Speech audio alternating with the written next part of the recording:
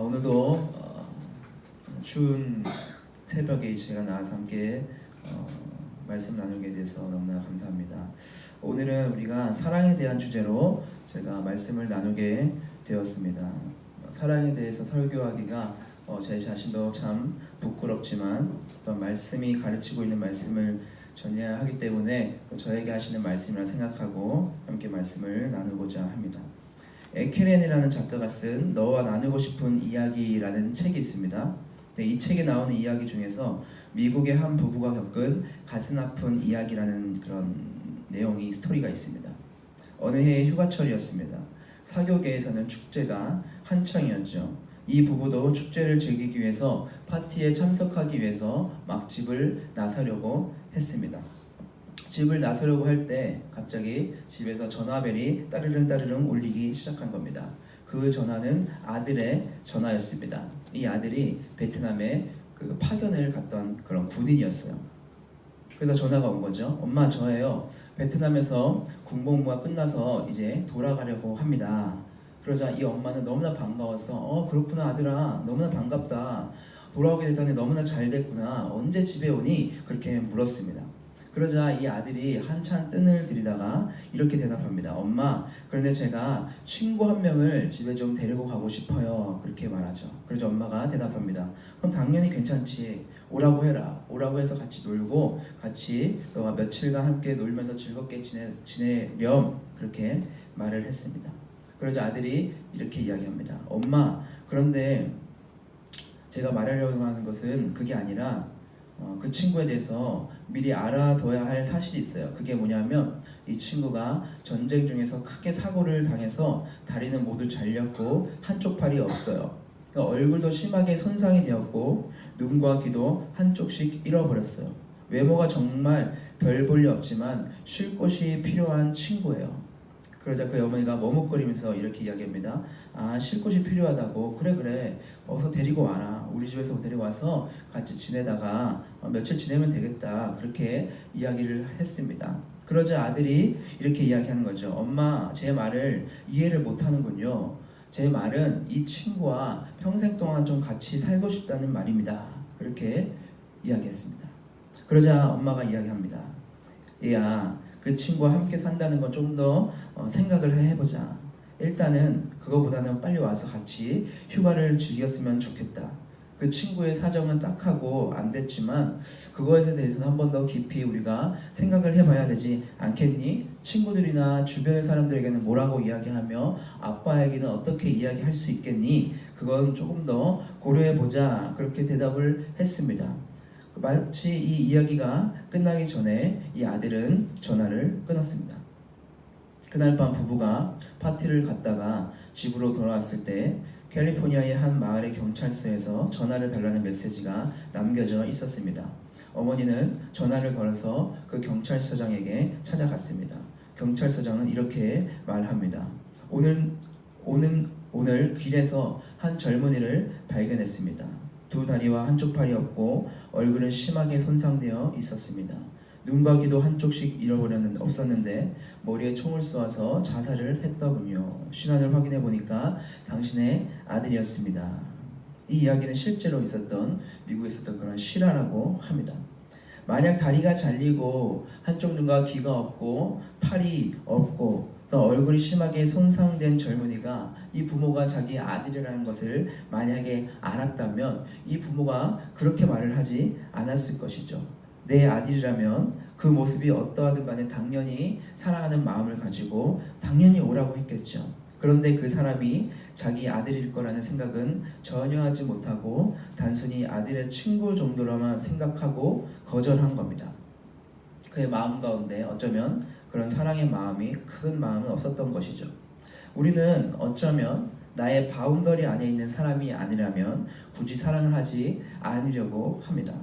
굳이 도와주려고 하지 않죠. 마음을 닫아 놓습니다. 그 사랑과 또한 나의 평안함과 우리의 편리함을 비교하면서 나의 편리함을 먼저 생각하죠. 또 다른 이야기가 하나 있습니다. 서로 너무나 사랑하는 남녀가 있었습니다. 어느 날 남자가 입대를 하게 되었고 월남전에 참전하게 되었습니다. 수없이 많은 고비를 넘기면서도 곧 사랑하는 여자에게 돌아갈 수 있겠다는 그런 희망 하나로 그 전쟁을 견뎌왔는데 이 남자는 결국 포탄을 맞아서 한쪽 팔을 잃게 되었습니다. 그러니까 너무나 심한 좌절 가운데 있었겠죠. 여러분 팔을 한번 잃어버렸다고 생각해 보십시오. 그것만으로도 정말 죽고 싶은 심정이 들겠죠. 그래서 아예 그냥 죽었으면 좋으련만 한쪽 팔을 가지고 어떻게 살아갈까? 이제 사람들을 만나면 뭐라고 이야기해야 될까? 무엇을 하면서 내가 살아가야 될까? 전역하면 어떻게 해야 되지? 그런 좌절 가운데 빠진 겁니다. 그러면서 그 좌절된 생각이 사랑하는 사람에게까지 미친 거예요. 이런 모습으로 내가 사랑하는 사람 앞에 나아가면 그 사랑하는 사람이 더 고통 가운데 빠지겠구나 라는 생각에 그녀에게는 결국 자기가 살아있다는 것이 아니라 전사했다고 통보를 하게 됩니다. 그리고는 행여나 그녀의 눈에 띌까봐 숨어 지내죠. 시간이 지난 후에 그녀는 다른 남자를 만나서 결혼을 하게 되었고 이 소식을 이 남자도 듣게 됩니다. 그의 마음 가운데는 굉장히 아팠지만 그녀의 행복을 위해서 기도했다고 해요. 조금 시간이 흐른 뒤에 이 남자는 그녀가 굉장히 궁금해졌고 그녀를 보고 싶은 마음이 들었다고 합니다. 그래서 그녀의 모습을 멀리서나마 보기 위해서 그 집을 찾아가죠. 그녀를 보기 위해서 담 너머로 집안을 들여다봤는데 깜짝 놀란 거죠. 왜냐하면 그녀는 팔이 없는 남자를 남편으로 맞아서 살고 있었던 겁니다. 자신이 예전에 사랑했던 그 전사한 남자를 생각하면서 월남전에서 양팔을 잃은 남자를 보살피면서 살아가고 있었다는 것이죠. 만약에 이 남자가 사랑에 대한 확신이 있었다면 아마 지금의 상황은 그 남자의 상황은 완전히 바뀌어 있을 수도 있을 겁니다. 자신의 외모를 비관하면서 자신이 자신을 사랑하지 못했고 또한 여자도 자기를 사랑하지 않을 것이라고 생각한 것이죠. 나의 못남을 보면서 남의 사랑 역시도 스스로 깎아내리기도 합니다. 여러분 이것처럼 사랑은 굉장히 어렵고 또한 굉장히 편협하기도 하고 사랑한다고 말은 하지만 그 사랑이 진실되지 않기도 하고 또 심하게는 그 사랑이 굉장히 자기 중심적입니다. 제가 말씀드린 이 두 가지 예화는 조금 극단적인 상황이긴 하지만 실제로 우리가 우리의 삶 속에서 우리들이 얼마나 사랑을 실천하고 있는가, 이웃에 대하는 그런 사랑을 우리가 얼마나 행하고 있는가를 한번 생각해 보면 어떻습니까? 사랑을 행함으로 증명해내면서 여러분 우리가 살아내고 있습니까? 우리의 매일의 삶 속에서 우리는 사랑하자는 말은 우리의 입으로 달고 살아가지만 우리가 카톡을 보내면서 내가 당신을 위해서 기도하겠다고 이야기는 하지만 너를 축복한다고 우리가 노래는 부르지만 우리의 말과 우리의 혀가 아니라 우리의 행함으로 우리가 온전히 사랑을 드러내고 있느냐는 거죠. 오늘 본문에서는 행함이 없는 형제 사랑에 대해서 질책을 하고 있습니다. 18절에 보면 자녀들아 우리가 말과 혀로만 사랑하지 말고 행함과 진실함으로 하자. 그렇게 요한은 그 당시 교회에게 그리고 그 당시 성도들에게 권면을 하고 있습니다. 그 당시 교회 안에는 잘못된 신앙관들이 침투하고 있었어요. 여러분 영지주의라고 들어보셨을 겁니다.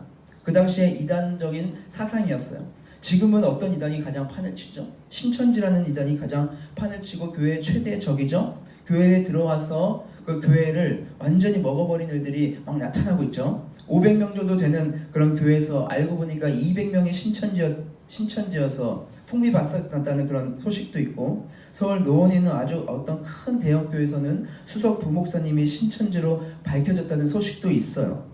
그 외에도 교회를 통째로 신천지가 가져갔다는 그런 말이 많죠. 지금은 교회에서 신천지에 대한 대비를 많이 해서 그 세가 많이 기울어 가고 있지만 지금 교회의 가장 큰 이단이자 적이 바로 신천지입니다. 그 당시에도 이와 같이 교회에 가장 큰 적이 있었다면 그 중에 하나가 영지주의였습니다. 이 영지주의는 무엇이었냐? 영적인 것은 굉장히 중요시 여기는, 그리고 육적인 것은 굉장히 하등하게 여기는 그런 교리를 가지고 있었어요. 그래서 육체는 아무 보잘것없는 것을 여긴 겁니다. 그래서 그 영지주의가 교회 안에도 침투하게 된 거죠. 그래서 사람들이 자신의 영적인 부분들은 굉장히 고결하게 생각하고 영적인 부분에 있어서는 굉장히 철저했지만 육체에 대해서는 소홀히 생각하는 경향이 생기게 된 거예요. 그래서 영과 육을 분리한 거죠. 이게 아닌 거죠. 하나님께서는 어떻게 합니까? 인간을 자신의 손으로 직접 빚어서 만지시고 생기를 불어넣어서 사람을 직접 만드셨죠. 다른 모든 것들은 말씀으로 만들었지만 우리 인간은 우리 육체까지 하나님은 고결하게 아주 특별하게 만드셨다는 겁니다. 성경에서도 우리의 육체를 굉장히 고귀하게 보고 있어요. 그리고 우리의 몸이 부활할 것까지라고 말하고 있죠. 영의 부활만이 아니라 우리의 몸의 부활까지도 성경은 말하고 있습니다. 그래서 성경은 우리의 육신을 하등한 것이라고 여기지 않아요. 그런데 그 당시에 영지주의는 육체는 하등한 것이라고 여기면서 교회를 흔들기 시작한 겁니다. 그러면서 실제 그들의 삶 속에서 형제를 무시하고 형제를 미워해도 그들 스스로는 특별한 영지를 가지고 있으며 영생하는 자처럼 행동했다는 거죠. 그래서 요한은 지금 그들의 주장이 잘못됐다는 것을 밝히기 위해서 지금 말을 하고 있는 겁니다. 15절을 한번 봅시다. 15절에 이렇게 기록되고 있어요. 그 형제를 미워하는 자마다 살인하는 자니 살인하는 자마다 영생이 그 속에 거하지 아니하는 것을 너희가 아는 바라. 형제를 미워하는 것은 너희가 살인하는 거다. 그리고 형제를 미워하는 자에게는 영생이 없다고까지 지금 요한이 이야기하고 있어요. 말하고 있습니다. 형제를 사랑하지 않는 자는, 형제를 미워하지 않는 자는 이렇게까지 이야기하고 요한이 말하고 있는 거죠. 그러니까 형제를 사랑하는 것이 그리스도의 삶에서 얼마나 중요한가를 지금 요한은 계속해서 설파하고 있는 겁니다. 여러분, 그리스도인들의 믿음은 어디서 나타나야 되는 겁니까? 우리의 삶에서 나타나야 되는 거죠. 그리스도의 신앙은 삶의 열매 없이는 불가능하다는 겁니다. 사랑은 우리의 삶을 통해서 증명되어야 하고 그것이 반드시 있어야 된다고 요한은 강력하게 증거하고 있다는 겁니다. 사랑하는 여러분, 우리의 사랑은 어떻습니까? 우리는 우리의 사랑의 말과 혀로만 이야기하고 있지는 않습니까? 우리의 그런 말의 고백과 우리의 사랑의 행동이 일치하고 있습니까? 우리는 과연 정말 이웃을, 자매를, 형제를, 공동체를, 교회를 사랑하고 있습니까? 행함과 진실함으로 사랑하고 있습니까? 어떻습니까? 그런데 제가 이 말씀을 묵상하면서 사랑은 굉장히 쉽지 않다는 것을 저도 많이 깨닫고 생각하게 되더라고요. 지금 여러분들에게 사랑하라고 말은 하지만 말로만이 아니라 혀로만이 아니라 행함과 진실함으로 사랑하라고 말하고 있는 저도 사랑하지 못할 때가 너무나 많죠. 제 안에 있는 미움과 제 안에 있는 성냄과 시기와 질투와 그런 추악한 마음들이 너무나 많다는 것을 저 스스로 너무나 잘 알고 있습니다. 나도 사랑해야 한다는 것을 알지만 우리가 알고는 있지만 그게 내 마음대로 되지 않는데 어떻게 하라는 거죠. 그렇죠? 성경에서 예수님께서 가장 강조하고 있는 게 사랑인데 그 사랑을 온전히 실천하지 못하고 있는 제 모습을 보게 됐다는 거죠. 믿음과 소망과 사랑이 있는데 그 중에 제일은 사랑이라고 주님께서도 말씀하셨는데 내 안에 사랑이 없음을 보면서 얼마나 한탄스럽고 주님 앞에 죄스럽고 절망할 때가 굉장히 많다는 거죠. 그래서 우리는 생활하면서 저 사람은 왜 저렇게 행동을 할까? 쟤는 왜 저렇게 예의가 없을까? 저 사람은 왜 저렇게 자기밖에 모를까? 저분은 왜 저렇게 말을 할까? 그렇게 이해가 되지 않는 상황 속에서 우리 마음 가운데 어떻습니까? 불쑥불쑥 치밀어 오르는 화를 억누리려고 참아내는 것이 사랑하는 것보다 어쩌면 우리 일상 가운데 훨씬 더 많을 거죠. 사랑하기는커녕 그 화를 억누르는 것만으로도 칭찬받아 마땅할 때가 있다는 겁니다. 처음에 말씀드린 그 두 가지 예화는 양반이죠. 팔다리가 잃어버리고 얼굴이 일그러지고 눈과 귀를 못 쓰게 된 그런 친구를 받아들이지 못하는 그 부모는 어쩌면 당연하다고 말할 수도 있을 거예요. 베트남에서 전쟁을 하다 한쪽 팔을 잃었는데 사랑하는 여자친구에게 고통을 줄까봐 거짓을 말하는 그 사람은 굉장한 사랑의 사람일 수가 있어요. 그것도 아니라 우리는 어떻습니까? 우리는 사랑하기는커녕 어쩌면 내 안에 있는 그런 성냄과의 싸움을 계속하고 있을지도 모르겠다는 겁니다. 그런 우리들에게 과연 이 명령은 이루어질 수 있는 것인가? 사랑은 정말 가능한 것인가? 거기에 13절에 뭐라고 말씀합니까? 이렇게 이야기하고 있습니다. 형제들아, 세상이 너희를 미워하여도 이상히 여기지 말아라. 세상이 우리를 미워하는 것은 당연하다는 거죠. 반대로 말하면 무엇입니까? 하나님의 자녀들의 특징은 하나님의 자녀가 되면 세상이 미워하는데 세상으로 미움을 받는 게 당연하다는 거예요. 미움을 받을 수밖에 없다는 겁니다. 그러나 우리는 어떻게 해야 된다는 겁니까? 세상 사람들은 미워하는 것이 당연하지만 우리는 어떻게 해야 된다는 거예요? 사랑해야 된다는 거예요. 우리는 과연 어떻게 사랑할 수 있을 것인가? 이렇게 연약한 우리가 행함과 진실함으로 사랑할 수 있느냐는 거죠. 마틴 로이드 존스 목사님께서는 이 사랑한다는 것을 설명하면서 이렇게 설명합니다. 좋아하는 것과 사랑하는 것을 비교하면서 설명을 해요. 좋아한다는 것은 자연스럽게 나타나는 본능적인 것, 그리고 아주 기초적인 것이라고 말합니다. 노력의 결과로서가 아니라 그냥 좋아하거나 싫어하는 정도, 심하게 말하면 동물적인 삶과 본능 같은 것이다, 그렇게 이야기하고 있어요. 인격의 가장 핵심이 되는 부분까지는 들어가지 못하는 게 좋아하는 거다. 왜냐하면 좋아한다는 것은 그냥 외적인 것을 보고 외모나 그의 색깔이나 기질이나 행동이나 태도 같은 것을 보고 그것에 의해서 결정되는 게 좋아한다는 거죠. 그래서 내가 싫어하는 외모면 싫어하는 거고 내가 싫어하는 행동을 하면 싫은 거예요. 그러나 내가 공감되면은 좋아하는 거고 내가 볼 때 좋은 행동이면 좋다는 겁니다. 그러나 사랑은 다르다는 거예요. 전혀 다르다는 겁니다. 좋아하는 것과는 완전히 다르다는 거예요. 사랑한다는 것은 우리가 하나님의 관점에서 보아야 한다는 겁니다. 오늘날 시대의 가장 비극적인 것 중에 하나가 이 사랑한다라는 위대한 단어가 변조되고 오용되고 있다는 사실이죠. 나의 감정과 나의 느낌과 내가 보기에 옳게 여기는, 좋게 여기는 것을 사랑이라고 말한다는 겁니다. 그래서 남녀 간의 사랑도 만남이 지속되면 사랑하는 것이고 그 만남이 깨어지면 사랑하지 않는 거예요. 내가 하면 로맨스인 거고 남이 하면 불륜인 거죠. 부모의 사랑도 마찬가지죠. 무조건적인 사랑이라고 부모의 사랑은 말하지만 우리의 가정의 일상을 잘 들여다보고 내 가정을 잘 들여다보면 그 안에 어떨 때는 진정한 사랑이 없어요. 내 마음에 들면 자녀가 사랑스럽고 아니면 미쳐.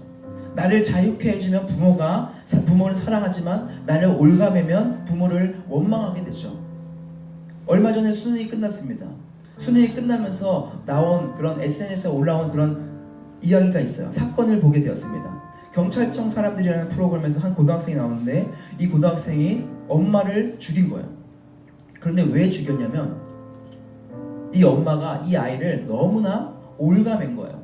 그래서 이 아이가 엄마를 죽인 겁니다. 그리고 나서 8개월 동안이나 그 방 안에 방치한 거예요. 그래서 구더기가 나고 냄새가 나고 악취가 나니까 그걸 막으려고 문틈을 공업용 접착제로 봉인하고 밀폐했어요. 아빠는 이혼 소송 중이었어요. 그래서 다른 곳에 가 있었는데 그 집에 전화해서 엄마 어디냐고 찾으니까 엄마는 여행 갔다고 둘러대면서 그렇게 8개월 동안 숨긴 겁니다. 그때 이 아빠가 그 출입국 그 여행 갔다고 속인 그 아들의 이야기를 듣고 출입국 그 기록을 확인하던 중에 해외 출입국 기록이 없다는 사실을 발견하고 집에 찾아왔는데 그때 이제 엄마가 죽었다는 것을 발견하게 된 거죠. 그런데 이 학생이 어떤 학생이었냐면 늘 전교 1등을 했던 친구였고 교우 관계가 원만했고 성실했던 친구였어요. 그런데 이 A군을 어렸을 때부터 엄마가 굉장히 학대했습니다. 교육에 너무 집착해서 16시간 동안 한 곳에 앉혀두고 공부를 시켰고 성적이 떨어지면 야구방망이로 두들겨 패거나 밥을 주지 않았대요. 초등학교 6학년 때는 이미 토익 900점을 넘겼고 중학교 때는 이미 4,000등 안에 들었대요. 하지만 해가 갈수록 엄마의 요구는 더 심해졌고 서울대 법대를 가야 하고 전국 1등을 계속해서 강요한 거죠. 그러다 그 강요에 못 이겨서 이 친구가 자기 고등학교 성적표를 전국 62등으로 해서 위조합니다. 그래도 이 엄마는 성에 차지 않은 거예요. 그러다가 이 엄마가 학교에 가게 될 어떤 날이 생겼습니다. 학부모 모임에 가게 될 날이 생겼어요. 이 학부모 모임에 가면 자기의 그 성적을 위조한 게 들통이 나잖아요. 그러니까 이 아이가 너무나 두려운 거예요. 그래서 그날 밤에 엄마가 자고 있는 그곳에 들어가서 엄마의 눈을 찔러서 죽였다는 겁니다. 그래서 이 친구가 감옥에서 친구에게 글을 보내면서 이런 글을 남겼대요. 부모는 멀리 보라고 하지만 학부모는 앞만 보라고 한다. 부모는 함께 가라고 하지만 학부모는 앞서 가라고 한다. 부모는 꿈을 꾸라고 하지만 학부모는 꿈꿀 시간을 주지 않는다.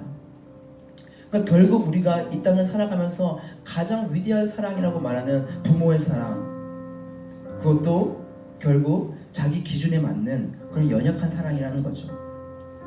로이드 존스 목사님의 말에 따르면 좋아하는 거죠. 사랑이 아닌 거죠. 우리는 지금 이런 시대를 살아가고 있어요. 그래서 사랑은 우리가 무엇을 바라보며 나아가야 되는가? 온전히 하나님과의 관계 속에서만 사랑을 생각해야 된다는 겁니다. 요한일서 4장 8절에는 뭐라고 말하냐? 하나님은 사랑이시라. 하나님 자체가 사랑이라는 거죠. 하나님의 사랑은 어떤 사랑이라고 성경에서 우리에게 말하고 있습니까? 하나님께서 가장 싫어하는 죄가 만연한 이 땅을 위해서, 하나님이 가장 싫어하는 죄로 얼룩져 있는 우리 인간을 위해서 자기의 아들을 내어주신 것, 인간을 긍휼히 여기셔서 자신의 가장 소중한 것조차 내어놓으신 것, 자신이 만든 피조물을 위해서 자신의 아들을 죽이신 것, 우리로서는 도저히 이해할 수 없고 정말로 바보 같은 일을 행하신 분이 바로 하나님이라는 겁니다. 그분의 사랑은 우리의 이성을 초월하는 것이며 우리의 상상을 뛰어넘는 거죠. 그분은 자기의 감정을 다 내려놓고 자기의 슬픔을 이겨내고 사랑을 실천하신 분이라는 거죠. 좋아하는 것을 한 것이 아니라, 내키신 것을 한 것이 아니라 철저하게 자기의 사랑을 감당해 내신 분이 바로 하나님이라는 겁니다. 그래서 성경은 하나님은 사랑이라고 고백하고 있는 거예요. 그래서 마틴 로이드 존스 목사님께서는 사랑을 매우 이성적인 거라고 말합니다. 사랑은 본능적이고 자연적인 것이 아니라 사람의 깊은 곳까지 스며들 수 있는 것, 외형적이고 보여지는 것을 뛰어넘어서 육감적이고 육신적인 매력을 초월해서 더 깊은 곳까지 침투하는 것, 사랑은 장애를 넘어서고 핑계를 극복하는 것, 좋아하지 않도록 하는 장애물들을 넘어서도록 하는 것. 이러한 정의가 아니고서는 하나님이 우리와 같은 죄인들을 절대로 사랑할 수 없었겠죠. 그 하나님의 사랑이 우리에게도 흘러들어와서 우리도 그 사랑을 어떻게 해야 되는 겁니까? 이성적으로 결단하고 그 사랑을 실행에 옮겨야 된다는 겁니다. 우리의 마음에 좋은 것이 사랑이 아니라는 거죠. 우리의 마음이 불편함이 있어도 그것을 뛰어넘어서 우리를 죽기까지 사랑하신 하나님 아버지의 그 사랑을 기억하면서 그 은혜로 인하여 내가 구원받은 사실을 내가 깊이 누리면서 그 사랑을 우리가 흘려보내고 그 사랑을 실천해내야 한다는 거예요. 그래서 사랑은 뭐라고 합니까? 동사라고 하죠. 명사가 아니라 동사, 움직이는 것, 혀와 말로만 하는 것이 아니라 우리의 행함과 진실함으로 나아가는 것, 그것을 성경은 사랑이라고 부르는 겁니다. 고린도전서 13장에 보면 사랑을 말하고 있어요. 제가 읽어드릴게요. 사랑은 오래 참고, 사랑은 온유하며, 시기하지 아니하며, 사랑은 자랑하지 아니하며, 교만하지 아니하며, 무례히 행하지 아니하며, 자기의 유익을 구하지 아니하며, 성내지 아니하고, 악한 것을 생각하지 아니하며, 불의를 기뻐하지 아니하며, 진리와 함께 기뻐하고, 모든 것을 참으며, 모든 것을 믿으며, 모든 것을 바라며, 모든 것을 견디느니라. 우리의 마음은 비록 쉽지 않는다 할지라도 매일같이 우리의 그런 본성, 성냄 가운데 우리가 계속해서 미움과 시기와 지기와 화를 우리가 이겨내야 하는 그런 상황이 있다 할지라도 주님이 우리에게 원하시는 것은 무엇이냐? 사랑하는 것.